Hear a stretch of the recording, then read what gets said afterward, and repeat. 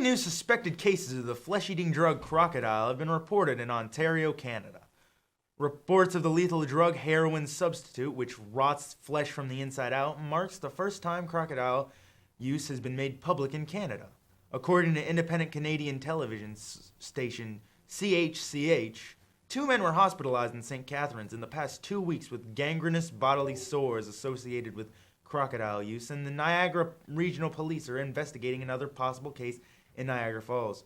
The municipalities are located just a few miles from the Canadian border with the U.S., near Buffalo, New York.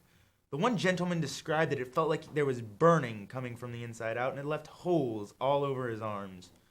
Outreach worker Rhonda Thompson told CHCH, ever since Oxycontin went off the market, it's turned into the Wild West out there. Ever wanted to play old games on a big screen? Well, you've never seen a screen this big. Drexel University professor Frank Lee recreated the classic Atari game Pong in the 29-story Sarah building last spring. The skyscraper became a 60,000 square foot screen as hundreds of embedded LED lights replicated the familiar ball and paddles, which were controlled by a joystick about a mile away. Drexel officials learned on Friday that the project earned the Guinness World Record for largest architectural video game display.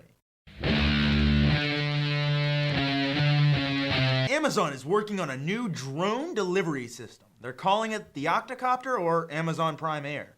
The service uses 8 propeller drones about the size of those little remote-controlled airplanes to transport shoebox-sized plastic bins from fulfillment centers to customers' homes.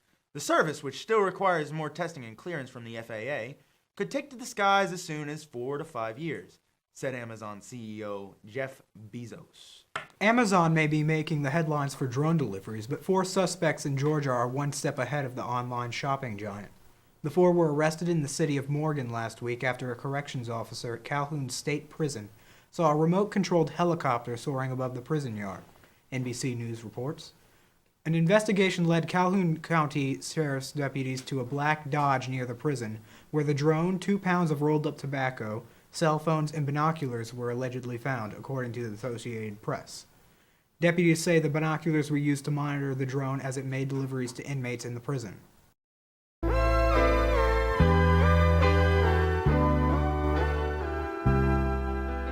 Console wars are really close right now. We have the PS4 and the Xbox One, which they both came out under a month ago, and both have sold 1.2 million each, and the Xbox One is a little bit more by maybe 1,000 units more. Well, what about the Wii U is what you're asking. Well, the Wii U has been out for over a year now. It's sold 4.1 million, and well, it's the Wii U. It's its own thing.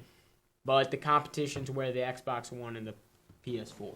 So for the retro game of the week this week, I got Shaq Fu. This game, you can tell right there already, just by the name Shaq Fu, that it's going to be a horrible game. If you like basketball, Shaquille O'Neal was the player they're talking about in the game, the main character in the game. He plays Shaq. It's just a complete catastrophe. People complain about the controls, but the controls aren't the bad part. You can go to the menu and change the controls to where they're like Street Fighter. But again, if you want to get a fighting game and you want it on the Genesis or the Super Nintendo, just get Mortal Kombat, Teenage Mutant Ninja Turtles 4, Turtles in Time, or Mortal Street Fighter. I give this game a 3 out of 10. It's pretty bad, but I gotta give it to them. No, I don't. That's it. It's horrible. 3 out of 10.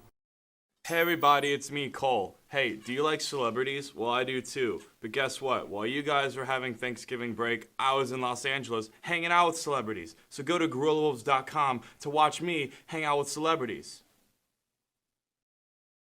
Hello and welcome to Guerilla Wolves Movie News. I'm Parker Lehman. Well, folks, it finally happened. In a year full of films trying to be nothing more than what they were expected to be, we finally have one that fulfills our very high expectations. That's right, I'm talking about Delivery Man. Wait, that's not right. I'm talking about The Hunger Games Catching Fire.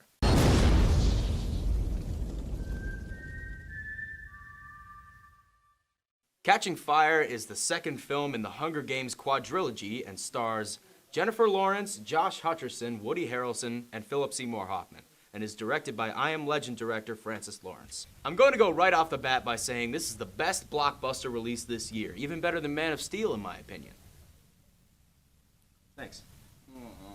The cast all completely killed it, particularly Donald Sutherland as President Snow and Sam Claflin as Finnick Odair. I can't say much about the plot because the trailers don't show much of the Quarter Quell.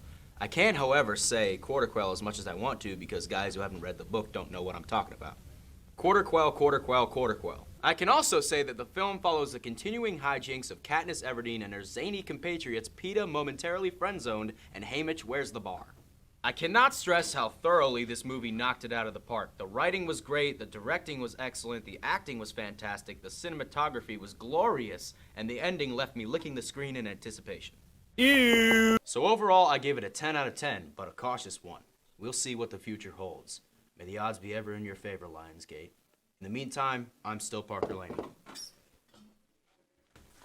Last Sunday, Vernon Davis was in a lot of pain after T.J. McDonald, the safety for the St. Louis Rams, was unable to tackle him, so he just grabbed onto him very inappropriately as Vernon Davis had to painfully drag him across the field. He tweeted after a game that there should be a league rule preventing this type of stuff. Also, I'd like to give my reflections on that amazing Alabama-Auburn game. I never saw anything like that in my life. I mean, it's so ironic how Nick Saban argued at the end of the game for that one final second just to have Auburn win the game on that play. Who would have thunk it? I mean, it was absolutely entertaining, and to watch that stupid little ginger Alabama fan cry, that was pretty funny. So, it wasn't the most heartbreaking way to lose a game. That would have to go to the Saints after their amazing play against the Jaguars back in 2003. On the final play of the game, they find a way to make the hook and lateral work for a touchdown to make the score 19-20. But the kicker missed the extra point, so they never got the overtime, and that eliminated their playoff hopes that year. I cried for like 2 hours after that game. That was the one time Aaron Brooks did something. Oh, and for Monday night, we got the Dallas Cowboys going on the road to face the Chicago Bears. There's one thing you have to know about this game. It's in prime time, so Tony Romo is gonna choke. I like the Bears in this one. This has been John Larson with Guerilla Wolves Sports.